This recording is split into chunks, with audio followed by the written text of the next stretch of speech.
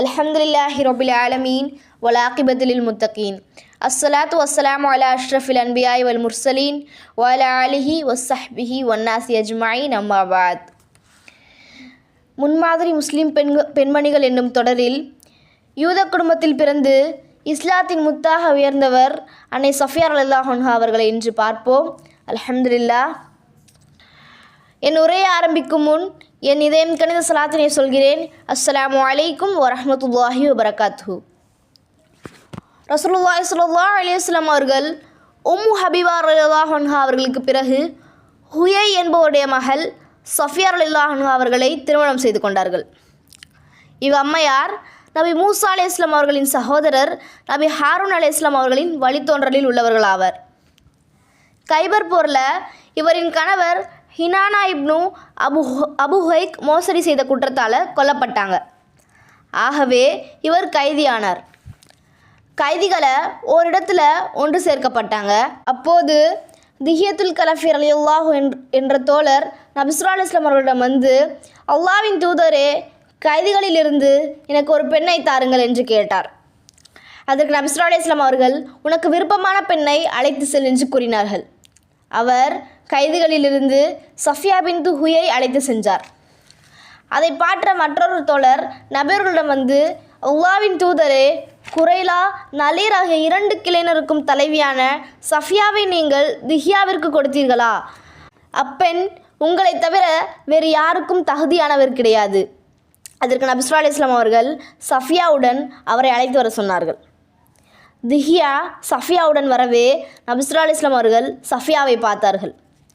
பின்பு திஹியாவிடம், கைதிகளிலிருந்து வேறொரு பெண்ணை நீங்கள் அழைச்சிட்டு போங்க அப்படின்னு சொன்னாங்க. அதற்கு பின் சஃபியாவுக்கு இஸ்லாமை எடுத்து கூற அவரும் இஸ்லாமை ஏற்றுக்கொண்டார். நபியவர்கள் சஃபியா ரலியல்லாஹு அன்ஹா அவர்களை உரிமை விட்டு திருமணம் செய்து கொண்டார்கள். அவரை உரிமை விட்டதையே மஹராக ஆக்கினார்கள்.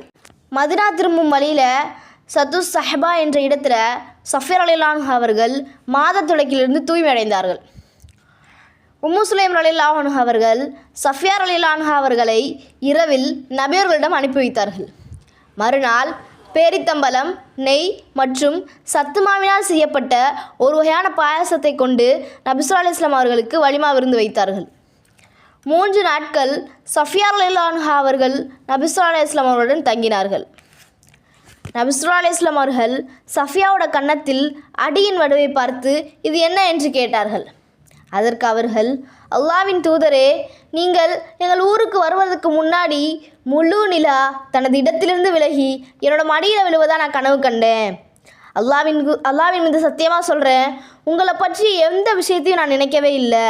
இக்கனவை என்னோட கனவிடத்தில் கூறிய போது என் கன்னத்தில் வேகமாக அரைஞ்சு, மதினாவில் இருக்கும் அரசரையே நீ ஆசைப்படுகிறாயா என்றார். அதன் காரணமாக ஏற்பட்ட வடுதான் இது என்று கூறினார்கள். 3 நபிமார்களுக்கு சொந்தக்காரி.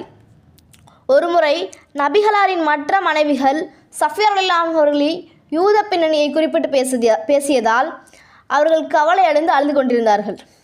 இதை கண்ட நபி ஸல்லல்லாஹு அலைஹி வஸல்லம் அவர்கள் அவரிடம் வந்து, நீ ஏன் அழுகிற அப்படின்னு கேட்டாங்க. சஃபியா ரலியல்லாஹு அன்ஹா அவர்கள் காரணத்தை கூறியபோது நபி ஸல்லல்லாஹு அலைஹி வஸல்லம் அவர்கள் பின்வருமாறு ஆறுதல் கூறினார்கள். உன்னை விட அவங்க எப்படி சிறந்தவங்களாக இருக்க முடியும்? உன்னோட தந்தை ஹாரூன் அலைஹிஸ்ஸலாம் அவர்கள், உன்னுடைய மாமா மூசா அலைஹிஸ்ஸலாம் அவர்கள், உன்னுடைய கணவர் முஹம்மது நபி ஸல்லல்லாஹு அலைஹி வஸல்லம் அவர்கள்.